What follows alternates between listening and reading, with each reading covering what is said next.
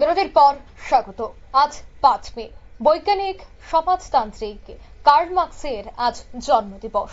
গোটা রাজ্যব্যাপী বামেদের পক্ষ থেকে এই দিনটি যথাযোগ্য মর্যাদার সাথে পালন করা হচ্ছে। 208তম জন্মদিবসে এআইটিইউসির ডাকে সকল স্তরের শ্রমিকদের জন্য ন্যূনতম মজুরির ডাকে সর্বভারতীয় দাবি দিবস পালন করা হয় জুনু দাস ভবনের সামনে।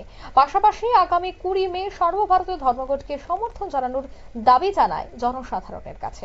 অর্থাৎ আজ বৈজ্ঞানিক সমাজতন্ত্রের জনক কার্ল মার্কসের 208তম জন্মদিবসেই এই একাধিক দাবি নিয়ে সরব হয়েছে এআইটিইউসি।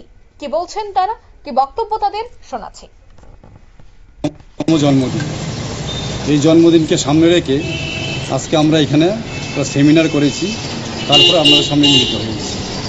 কার্ল মার্কসের যে দর্শন, যে ভাবধারা, সেই ভাবধারাকে বিশ্বব্যাপী প্রচার করার জন্য প্রথম লেনিন যেভাবে রাশিয়াতে সমাজতন্ত্র গঠন করেছিলেন কার্ল মার্কসের পাথেয়কে অনুসরণ করে, তাই আমরা কমিউনিস্ট পার্টি কার্ল মার্কসের ভাবধারাকে দিক দিগন্তে ছড়িয়ে দেওয়ার জন্য আজকে আমরা এখানে মিলিত হয়েছি।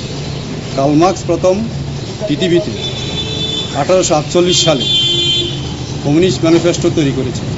সেই ম্যানিফেস্টোকে পাথেয় করে আমরা বিশ্বের বিভিন্ন দেশে কমিউনিস্ট পার্টিগুলি ওর অনুসরণ করে আমরা চলাফেরা করছি।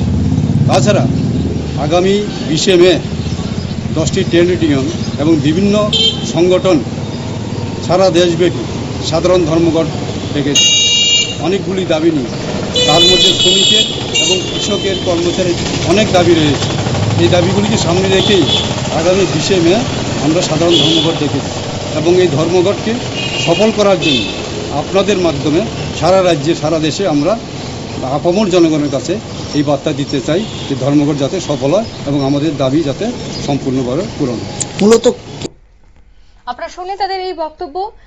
কৃষক থেকে শুরু করে শ্রমিক প্রত্যেকের দাবি দাওয়াকে সামনে রেখেই আজ তারা সরব হয়েছে আগরতলা কৃষ্ণনগরস্থিত সিপিআই রাজ্য কার্যালয়ের সামনে। এই কর্মসূচি তারা পালন করেন। জন্মদিবসের পাশাপাশি ধর্মঘটের সমর্থনের প্রচারও আজ তারা অংশগ্রহণ করে। নিয়ে নিচ্ছে ছোট্ট একটি বিজ্ঞাপন, বিরতি, সঙ্গে থাকুন।